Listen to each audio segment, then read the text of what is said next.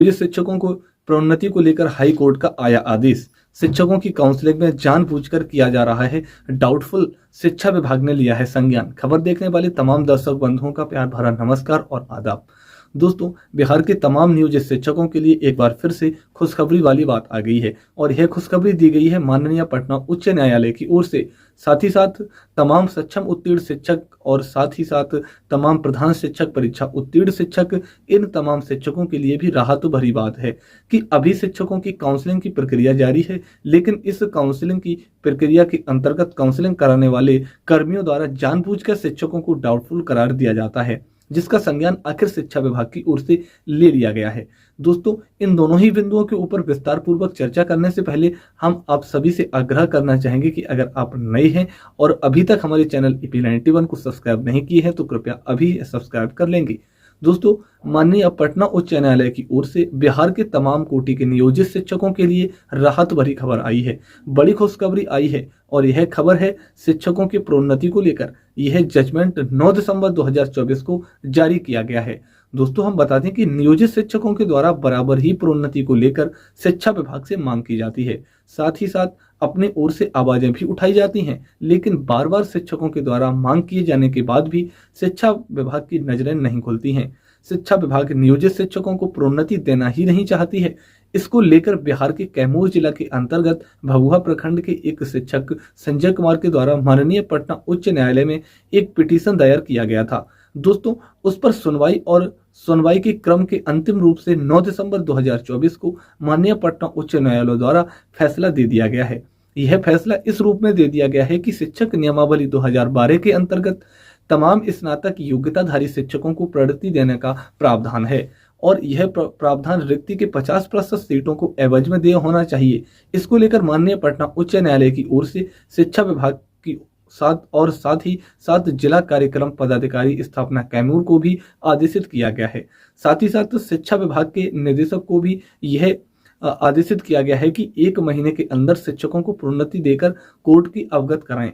दोस्तों, माननीय पटना उच्च न्यायालय के इस आदेश से निश्चित रूप से पिटीशन दायर करने वाले शिक्षक संजय कुमार को बड़ी राहत मिली है और संजय कुमार ने तमाम बिहार के नियोजित शिक्षकों के लिए बहुत बड़ी खुशखबरी लाई है, क्योंकि बिहार में लगभग नियोजित शिक्षक स्नातक योग्यताधारी हैं और उन्होंने 8 वर्ष की सेवा पूर्ण कर रखी है। ऐसे में उन शिक्षकों का स्नातक योग्यता का लाभ अवश्य मिलना चाहिए, जिसे शिक्षा विभाग अभी तक लंबित रखी हुई है।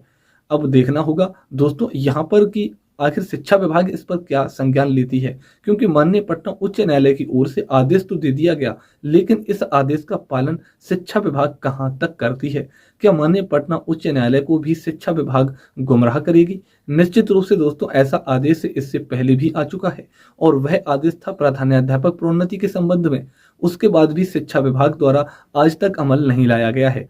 शिक्षकों को प्राधान्याध्यापक पद पर प्रोन्नति नहीं दी गई, लेकिन अब यहाँ पर स्नातक ग्रेड में प्रोन्नति की बात आई है तो हर हाल में स्नातक ग्रेड पे में आपत्ति देना ही पड़ेगा। भले ही शिक्षा विभाग कोई और नीति लगा दे, लेकिन मजबूर होना पड़ेगा। दोस्तों, हम बताते चलें कि बिहार शिक्षक नियमावली के अंतर्गत इस बात का प्रावधान किया गया है कि स्नातक योग्यताधारी शिक्षक जिन्होंने 8 वर्षों की सेवा पूर्ण कर ली है, उन्हें स्नातक ग्रेड पे में प्रोन्नति दी जाएगी और यह प्रोन्नति स्नातक ग्रेड के रिक्त पर सीटों के 50% सीटों पर प्रोन्नति दी जाएगी।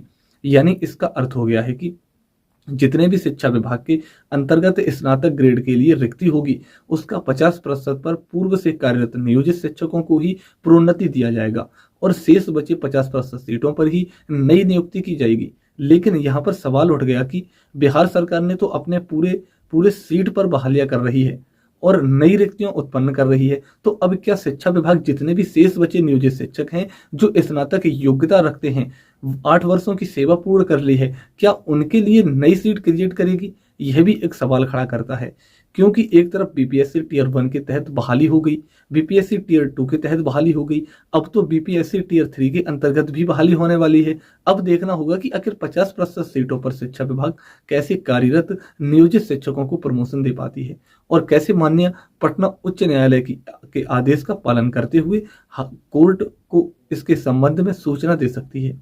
बताते चलें दोस्तों कि अगर नियोजित शिक्षकों को स्नातक ग्रेड में प्रोन्नति शिक्षा विभाग की ओर से दे दी जाती है तो शिक्षकों को बहुत ज्यादा वित्तीय लाभ होगा, क्योंकि वर्तमान में जो भी बेसिक ग्रेड के अंतर्गत इंडेक्स का लाभ उन्हें मिल रहा है, उसके समकक्ष इंडेक्स का लाभ स्नातक ग्रेड वाला वेतनमान को देय होगा। ऐसे में शिक्षकों की सैलरी में एक बहुत बड़ा इजाफा हो सकता है।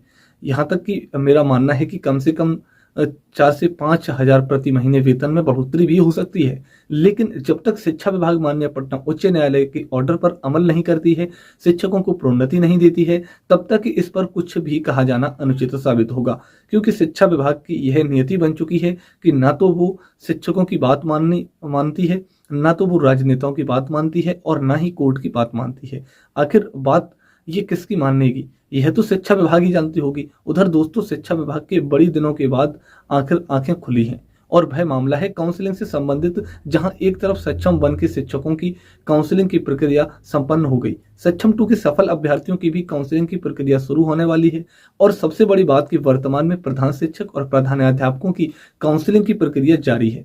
इसके अंतर्गत यह देखने को मिला है, और जब शिक्षकों ने इसके लिए शिकायत दर्ज कराई है, तब इस पर संज्ञान आखिरी तौर पर शिक्षा विभाग ने ली है और जिला शिक्षा कार्यालय मधुबनी की ओर से इस पर संज्ञान लिया गया है। यह मामला है कि शिक्षकों की काउंसलिंग के क्रम में जानबूझकर डाटा ऑपरेटर और प्रखंड परियोजना प्रबंधक के द्वारा डाउटफुल करार दे दिया जाता है। इसके एवज में हजारों रुपए की मांग की जाती है। जिन अभ्यर्थियों द्वारा पैसा दे दिया जाता है, उनके डाउटफुल को समाप्त कर दिया जाता है और उसी वक्त सक्सेसफुल का प्रमाण पत्र भी दे दिया जाता है। जिनके द्वारा पैसा नहीं दिया जाता है, उन्हें डाउटफुल ही रहने दिया जाता है।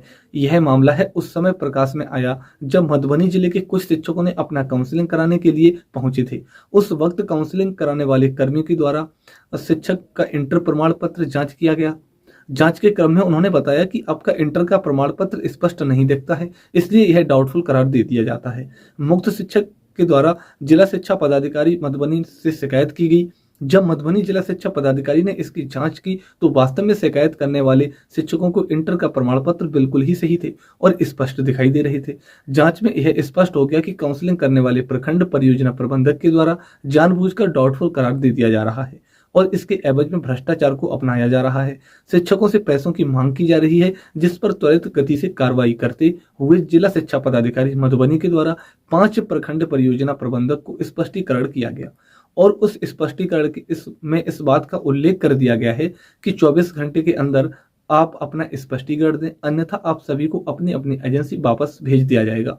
दोस्तों, हम बता दें कि जो भी प्रखंड परियोजना प्रबंधक हैं, उन सभी की बहाली एजेंसी के माध्यम से हुई है और अभी बिहार के तमाम प्रखंड संसाधन केंद्र के अंतर्गत वह जमे हुए हैं और शिक्षकों को भी दिखाते हैं कि बार बार उनके द्वारा भ्रष्टाचार का पालन किया जाता है, भ्रष्टाचार में उनकी संलिप्तता पाई जाती है, लेकिन शिक्षा विभाग द्वारा उसे संज्ञान में नहीं लिया जाता है। मामला उस समय भी प्रकाश में आया था जब सक्षम 1 की काउंसलिंग की प्रक्रिया आरंभ हुई थी।